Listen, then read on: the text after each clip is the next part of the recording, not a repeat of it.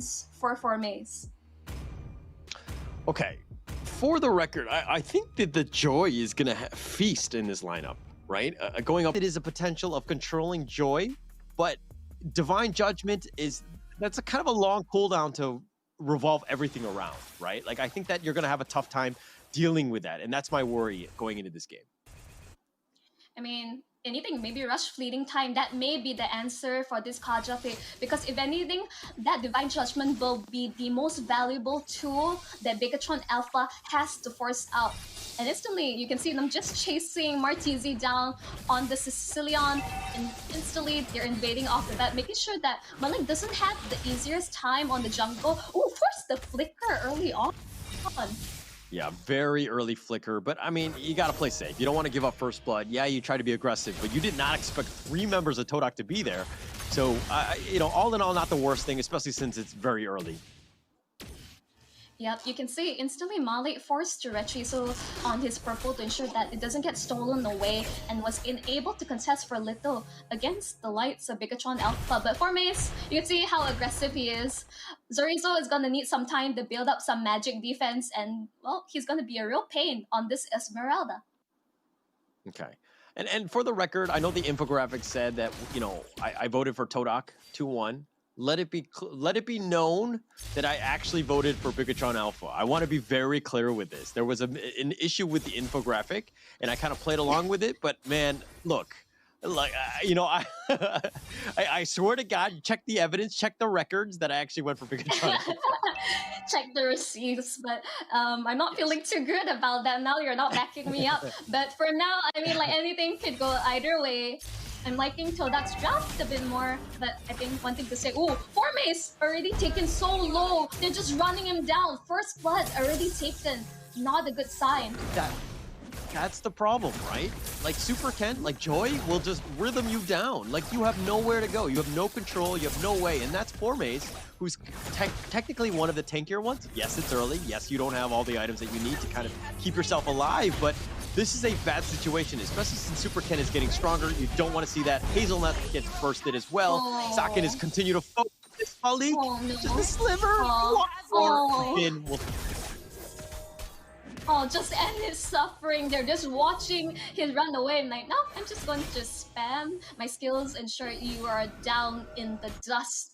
But instantly, this is not a good start for Formace. I would think he know his limits better, but getting called out early on just ensures this Esmeralda is unable to get towards that unkillable stage earlier on. And Martisi also dying there also delays the scaling of the Sicilian pick. Very difficult situation. I mean, it's only 4-0, but that net worth lead is 1.7. But the fact that Super Ken has actually invaded the enemy jungle, forced the issue, and Todak again being reactionary, and Formace gets killed again. No, tough situation. This is really, no, instantly, you don't want Moreno, like, you don't want to give, like, Valentina a lead. Like, she already has an EXP lead naturally, but you're giving her all these kills. Malik was able to get out, but, ooh, bad face has been popped. Oh, suppressed, but you can't survive everything. Yeah, how are you going to run at him? Like, Super Ken is here, and they got Vin is joining the fight, and Ken is on the backside, and again, how do you deal with this Joy? It just does way too much. Okay, that's one way. Ayumi will secure that one, but it looks like Hazelnut, Ayumi. Hazelnut is going to be killed. Ayumi's going to be killed as well, and BTR, they flex, because they know that they just came out on top. Yeah, instantly you can see, oh, I'll charge Formace. He does have like the shields, the Frag, but Zorizo is hunting him down. He really wants this Esmeralda, but I don't think he has that much damage for now to take him out, but man, that was close. Very close, but again, what's not close? The kill, the scoreboard. 9-1, 3K net worth lead, and Sakin will actually do a little bit of chip damage. But on the backside, Malik looking to go for this one. They're trying to force the issue. Sakin getting back up 2-0. He does keep himself alive, but Malik, just barely. He has a sliver of life, and he's gonna walk away, or should I say limp away at this point. Well, topside is happening. Super Cat is just, again, going for objectives, securing it with no contest whatsoever. He's taking a bit slow, but yeah, he doesn't really want to use his retribution, I guess. Yeah, you might as well save it. Nothing to do, and I mean, he might potentially use it there. I don't think he got it in the end, but Torizo now is going to walk into Formace. And look at this. Like, Zorizo's like, okay, scratch me all you want. You can't do any actual damage. Okay, it's not that Todak's completely out of it. Yes, this is Bigetron has a good lead, but as long as Todak's able to close the goal gap. Oh, they got the flicker. There's a suppression. Divine Judgment. Ooh. They pulled him in. Oh, but Vin does get killed. Ayumi will secure that one. That's a good one, but the stolen Divine Judgment. Ayumi gets killed in return, and BTR says, okay, I'll give you one, but I'm going to take that one as well. Yeah, the fact that Super Vin having like a shutdown like on the Angela, that's, you know, you really want to have that many kills on your roll. But hey, I think just the name of the game, Angela has a lot of damage. Oh. Look at that. Marcy has to back off. They're going to take the tower. Formaze is getting a little bit low. The power of the barrier actually blocked him in, but Super Ken, he's got the rhythm, he's got the music, and he's just running at you. Oh, but the wild charge is on point. Ayumi gets blown up. Malik now running for his life. Is he able to get away? They have the feast as well. That's going to try to do some damage. Zorizo gets backed off as well. They've been zoned away, but hey, this is their side. The map control is in full control of Bigetron Alpha. You say that they only secure one turret, but instantly, why do I feel like this goal lead is just massive? BTR disrespecting Todak, ensuring they have no place to farm. Electrifying Beats has been popped like fairly early. I don't think Super Ken was in any danger, but hey, his cooldowns are fairly short at this rate. Oh, the Divine Judgment pulls Zorizo in, and he got him in, and they're going to do some damage. So they got something in return, and he thought he was safe, but Vin now backing off. They're going to use the, you know, they're just going to back off and they should be fine. But the turtle is up and it's only not even 7 minutes at this stage. Yeah, as of yet, they're not really contested, but you can see instantly they're poking Todak out of their own turret range. This is how annoying Melissa is. It's not that Todak doesn't have range, but they are kind of put behind. Like, they had Brody, they have Sicilian, they have sufficient range. Formace is not as tanky as he hopes to be. He's scouting out, but I don't think there's anything much he can do. He's getting run down. He's like being shredded like paper. Oh, Super Ken, you know he's sitting right now and just dancing along. Because, I mean, he's just been on fire. Oh, nice barrier, but they're going to let Hazelnut go. They're not going to deal with this. And, yeah, Super Ken, 3-1-5, has taken almost every single objective. And he's taken the biggest objective of all, which is, of course, my heart. Alright, I'm seeing you right now. I do believe that they didn't want to waste any more things on Hazelnut because I think he's relatively poor. I think no way close to building up fleeting time at this rate. Moreno, like you can see that stolen Divine Judgment just pouncing, waiting for his prey to reveal themselves. Despite everything, I think Todak just needs to like continue to play it safe even though it's 6k. But they have good late game scaring, but they can't get caught out like this! Oh, they found Hazelnut. They said, oh, I've got a better Divine Judgment than you do, and he plays a better Kaja than Kaja himself, and they get something out of that. But most, like, they've gotten the pick off, but the thing is that they haven't taken the T1, and that's been a bit of a situation. Super Ken, he's getting a little low. Be careful, the heals have been on point. Oh, Marcy gets killed. Now Formaze really wants to focus on Super Ken. He gets back to... Okay, he gets killed. Formaze will secure that one, and that's a big win. You got to stop the Super Ken train. That's a good start. And as I say that, Formaze gets under the tower. You say that all so matter of fact, but this is what they need to do. If Martisi got that kill, but that was a really clutch hard guard from Super Vin, this is how annoying, like, this... Joy combo with Angela, but you can see Mark all across the map. Ooh, Super Vin getting chased down. Malik has some damage. Wow, they really wanted Vin. They came from all angles. There was like you know, missiles coming from everywhere. That was everything. It was all in, and they got one. But again, it's only 5 kills going the way of Todak. They need baby steps. They need to find out more pickups like that. Work around their cooldown. I mean, speaking of baby steps, you didn't see what Malik was doing across the map plays. He was able to secure a few turrets for the south. This is the name of the game for Todak. Split push, get control back across the map.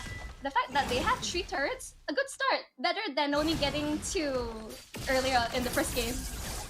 Yeah, definitely. I mean, they've played better than the last game, but this is still a situation where they're behind.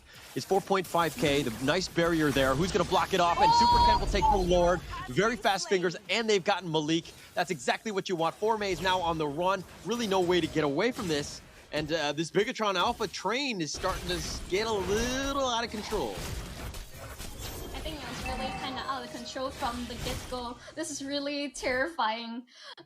Like, overall, how do you stop this? It's like, yes, Hazelnut, you want to be in front to get the divine judgment on necessary people, but if you're not going to be able to live long enough and survive and dish it out, there's no point of it at all. If anything, Todak's lineup is relatively squishy.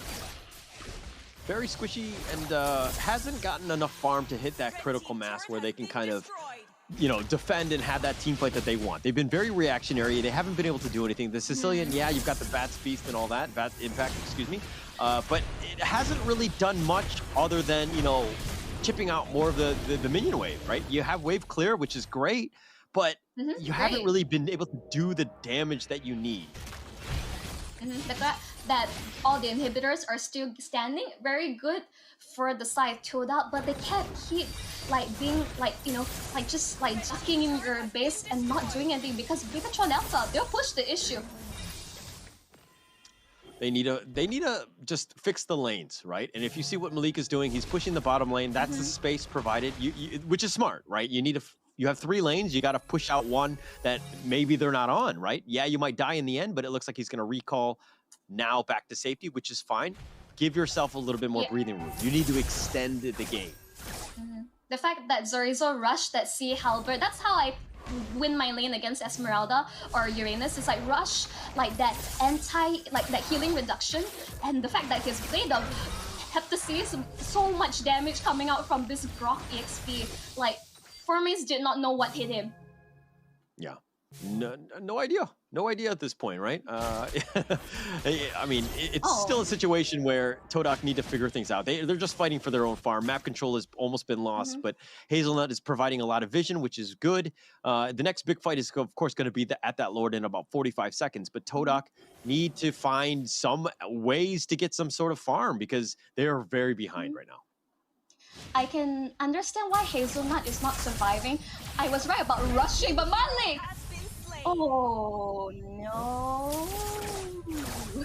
You can't get away from this joy. That's the problem. It's awkward. Right? Really awkward. It's very awkward. It's a very difficult situation. Yep. And saying, Hazelnut's really squishy because he did indeed rush fleeting time, but that is not really ideal. Like, you're not able to like maximize your ult if you're unable to survive the situation. In fact, like he should be going for more like magic defense, like, you know, from Super Ken, Super Vin, Moreno. Like, that should be the main focus from the start. BTR, they don't care about Todak. They're going for the objective. They know what they're doing. They're just going to take this free Lord. Yeah, free Lord. We'll take it, right? And that's kind of how you close out the games. You stick to objectives. And Super Gen is one of the best at it, right? The fact that he's 3-2-8 has made a presence throughout. Not as many kills as he did in the last game, but almost every single objective has been because of him. So they're in prime position because of this. And this 9K net worth lead of 9,000 is actually getting kind of crazy. You know, Super Ken is reached when it's like barely 40 minutes and he has Blood Wings, one of the best items and most expensive items you can have for Joy. Now that he's gonna have more survivability. Oh no, even Divine Glaive has been purchased. It's not like he's not dishing out enough damage already. yeah. I mean, I feel pain. Look at Bigetron Alpha's like KDA and like the amount of damage that this team has done. Like they are just incredibly rolling. They have everything in their favor.